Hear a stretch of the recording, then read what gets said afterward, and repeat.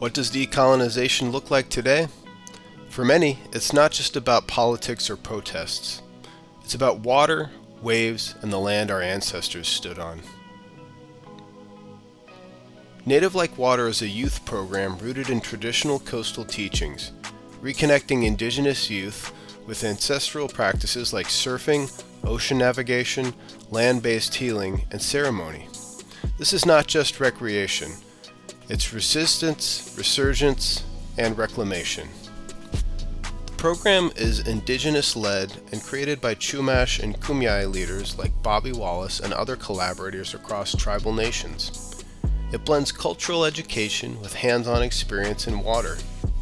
Youth take part in surf camps, canoe journeys, marine foraging, coastal hikes, language learning, and traditional ceremonies. These activities are designed to teach physical, spiritual, and historical connections to land and sea. Participants learn about local native history, the significance of place-based practices, and how colonization interrupted but did not erase those traditions. It's about reclaiming identity and reviving intergenerational knowledge.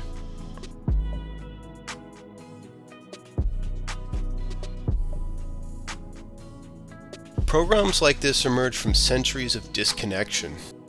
Settler colonialism displaced indigenous peoples from their coastlines and criminalized ceremonies. Boarding schools banned native languages and cut off cultural transmission. Native Like Water is directly countering this historic erasure by uplifting land-based knowledge and encouraging youth to embrace their roots, not hide them.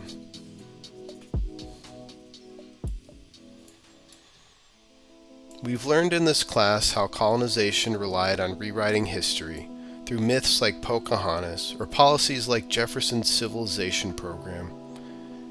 In the Iroquois Great Law of Peace, we saw governance rooted in respect and balance, long before the U.S. Constitution.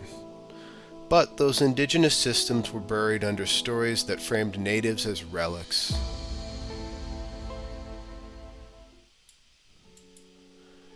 Decolonization is not just a concept, it's a practice. Native Like Water reclaims the narrative. It flips the single story that indigenous youth are disconnected and broken. Instead, they are healers, leaders, and water protectors. This program reminds us that identity is shaped through relationship with land, community, and history.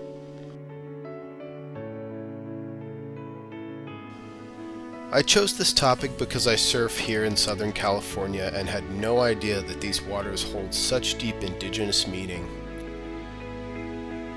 Learning about this program made me reflect on how easily these stories are erased. This project shifted how I see Native presence. It's not just about survival, it's about thriving.